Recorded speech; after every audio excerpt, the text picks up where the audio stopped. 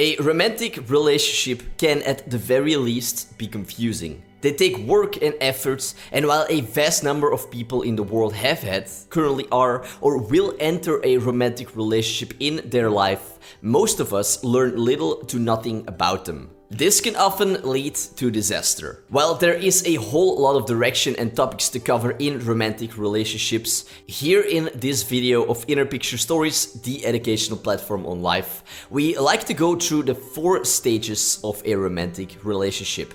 Why touch upon this specifically? Because a lot of people do not even know there are different stages in a relationship. Understanding each one of them can significantly help you maintain and foster a long-term healthy relationship. Therefore, we hope we can provide you with a better understanding of them to help you in your current or future relationships.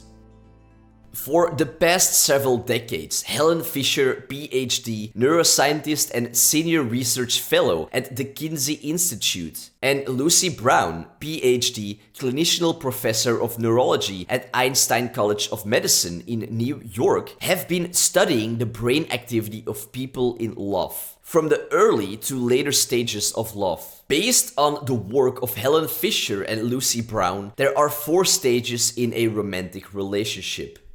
1. The Euphoric Stage. In the early part of a relationship, the falling in love stage, the other person is the center of your life. You forgive everything in this early stage. The other person has faults and you see them, but it does not matter. Maybe they leave their dirty dishes in the sink, but they make you laugh at least daily. So it is okay. Good things outweigh the negative here. In this early stage, many people show a decrease in activity in the prefrontal cortex, which is the part of the brain that has to do with the negative judgment of people. In this stage of euphoric love, unconscious factors like the attraction and the activation of the reward system take over. In Fisher and Brown studies, the brain scans of couples in the early stages of love showed high levels of dopamine, the chemical that activates the reward system by triggering an intense rush of pleasure. According to the authors, this has the same effect on the brain as taking cocaine.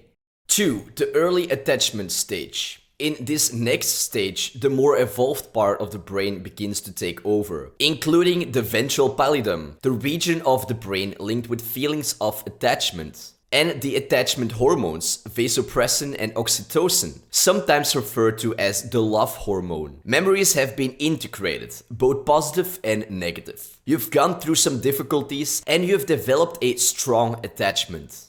3. The crisis stage. This is the make or break point for most relationships. What happens at this stage is crucial to what comes next. Brown refers to this as the 7-year or 5-year itch. Almost every relationship has a drift apart phase, she says. Either you will keep drifting or you will come back together. 4. The deep attachment stage. And finally, we have the deep attachment stage, the calm after the storm. You know each other better now. You've been through the inevitable ups and downs, and you know you can deal with crisis. This stage can last a long time. If you're lucky, it can last a lifetime.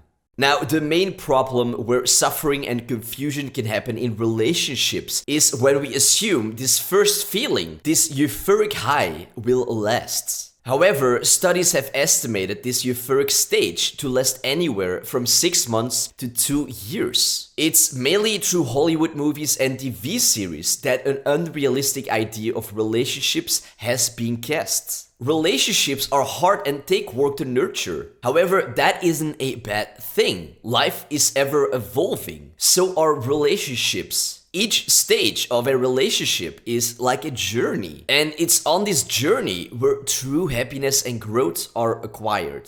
Sigmund Freud, an Austrian neurologist and the father of psychoanalysis, came up with one of his many contributions to the field of psychology, the idea of cathexis.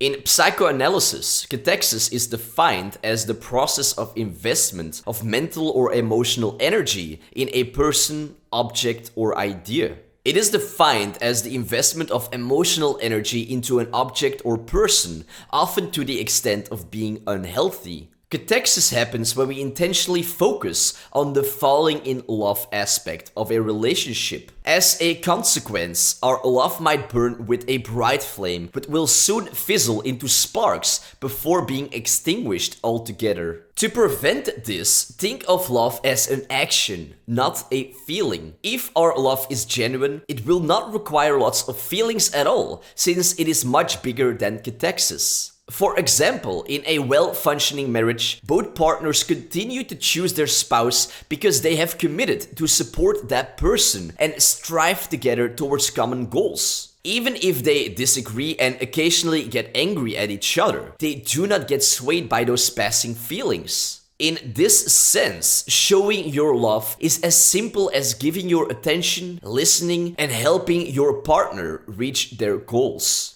A quote that ties together with this is from psychiatrist M. Scott Peck from his profound book, The Road Less Traveled. There he defines love as, I define love thus: the will to extend one's self to nurture one's own or another's spiritual growth. If we can strive to understand our partner and help them along their journey of growth to become a better version of themselves, and we receive the same back, a real sense of deep and sincere love can be established. Also, according to researchers, one of the single most effective ways of keeping the spark alive in relationships is novelty. Studies that have followed couples for years have found that doing new, exciting, and challenging activities together have enormous benefits for relationships. Combine this with how M. Scott Peck defines love, and your romantic relationships can grow into something so much more than if you merely stay in this euphoric stage.